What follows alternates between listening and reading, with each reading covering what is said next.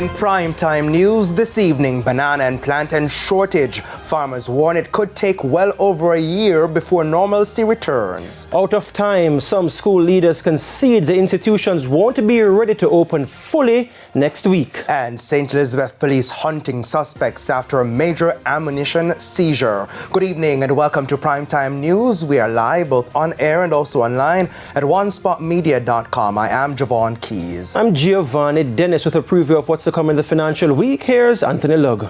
Well, Giovanni, we'll be sharing with you the IMF's third review of Jamaica's current facilities and much more a little later on in the financial week. Thank you so much, Anthony. Now with a preview of what's to come in sports, here's Jordan Ford. Well, Javon, there is a return for Aston Villa winger Leon Bailey to the Reggae Boys squad. I'll tell you more about that. Plus, Jamaica earned 2 more medals on today's penultimate day of the World Athletics Under-20 Championships in Lima, Peru, including 1 gold. More on that later.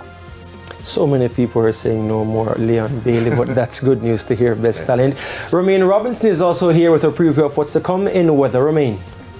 Thanks, Gino. For the remainder of this week, that's today and for tomorrow and for the start of next week, it's isolated thunderstorms in the afternoon. We still have that trough system helping to generate that afternoon convection.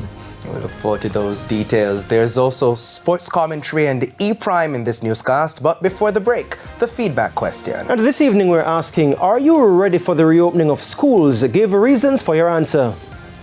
Share your comments online at facebook.com/televisionjamaica and post on X at TVJ News Center.